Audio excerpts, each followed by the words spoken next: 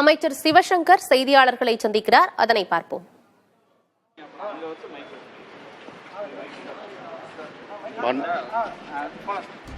சிவகங்கை மாவட்டத்தில் நேற்றைக்கு நடந்த எதிர்பாராத அந்த கோர விபத்தில் 2 அரசு பேருந்துகள் நேருக்கு நேர் மோதிக்கொண்டதில் 11 பேர் உயிரிழந்த ஒரு வருந்தத்தக்க சம்பவம் நடந்திருக்கிறது. சம்பவம் குறித்து அறிந்தவுடன் மாண்புமிகு முதலமைச்சர் அவர்கள் சிவகங்கை மாவட்ட அமைச்சரான மாண்புமிகு கூட்டுறவுத்துறை அமைச்சர் அண்ணன் பெரியகருப்பன் அவர்களையும் என்னையும் அந்த சம்பவ இடத்திற்கு சென்று பாதிக்கப்பட்டவர்களுக்கு தேவையான உதவிகளை செய்வதற்கு உத்தரவிட்டிருக்கிறார்கள்.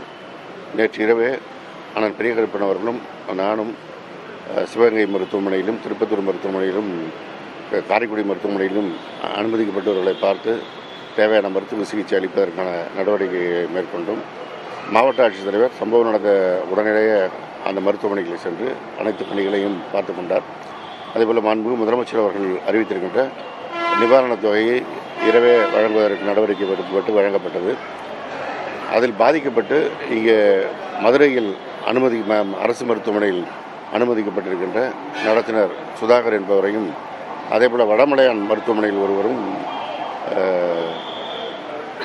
மீனாட்சி மருத்துவமனையில் ஒருவரும் அனுமதிக்கப்பட்டிருக்கிறார்கள். அவர்களை பார்ப்பதற்காக வந்தேன். இங்கே அரசு மருத்துவமனையில் ஒரு நடத்துனர் இருக்கிறார். அவருக்கு கால் எலும்புகள் முறிவுற்றிருக்கிறது. அவருக்கு அதற்கான அறுவை சிகிச்சை நடைபெற இருக்கிறது. இன்னும் 2 பயணிகள் சிகிச்சையில் இருக்கிறார்கள். பயப்படும்போதும் எதுவும் இல்லை. எனவே மாண்பு முதலமைச்சர் அவர்கள் உத்தரவுப்படி அவர்களை பார்த்தோம்.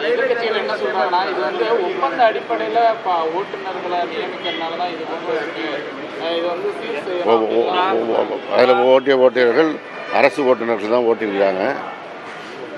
அதாவது ஒரு இடைக்கால பணி, இது எல்லா அரசுலையும் நடப்பது.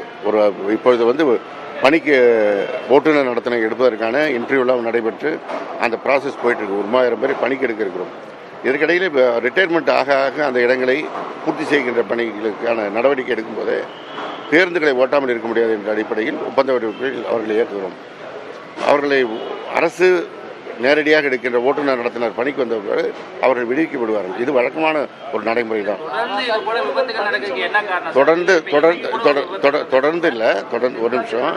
தென்காசியில் நடந்தது தனியார் பேருந்து அது தனியார் பேருந்து ஏற்பட்ட விபத்து.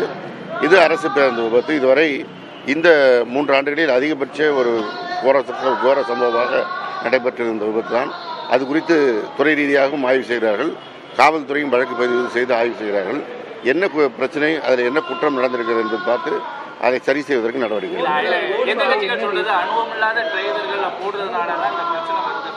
அதாவது பணிக்கு எடுக்கும்போது அவர்கள் எத்தனை வண்டி ஓட்டினவங்க, வண்டியை ஏற்கனவே எவ்வளோ காலம் இயற்கை இருக்கிறார்கள், இப்போ எப்படி ஓட்டுறாங்க எல்லாம் பார்த்தா எடுக்கிறது. இது ஒரு அரசு நடைமுறை. இது எதுவும் நான் மட்டும் தனியாக செய்கிற இது இல்லை. 8 நிறுவனங்கள் அரசு போக்குவரத்து கழகம் இருக்குது. அங்கே இருக்கிற அதிகாரிகள் எல்லாம் ஆய்வு செய்து தான் இருக்கிறது. ஏதோ குற்றச்சாட்டு சொல்ல வேண்டும் என்பதற்காக சொல்லுகின்ற குற்றச்சாட்டுகள்.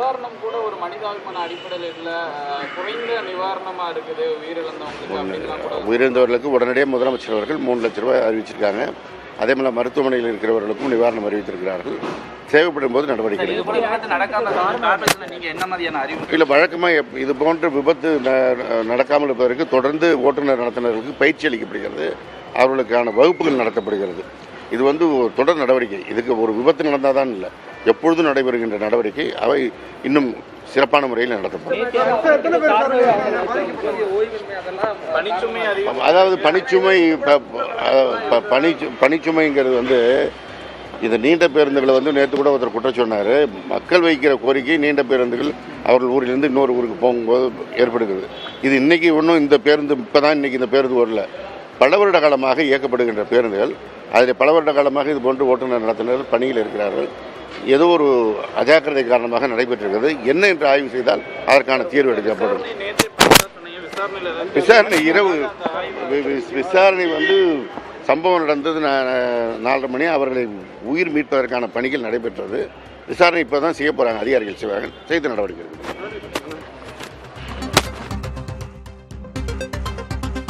சிவகங்கை பேருந்து விபத்து தொடர்பாக அமைச்சர் சிவசங்கர் செய்தியாளர்கள் சந்திப்பின் போது விளக்கம் கொடுத்திருக்கிறார். அதற்கு முன்பாக இந்த விபத்தில் சிக்கி படுகாயமடைந்தவர்கள் மருத்துவமனையில் சிகிச்சை பெற்று வரும் நிலையில் அவர்களையும் நேரில் சந்தித்து நலம் விசாரித்திருக்கிறார்.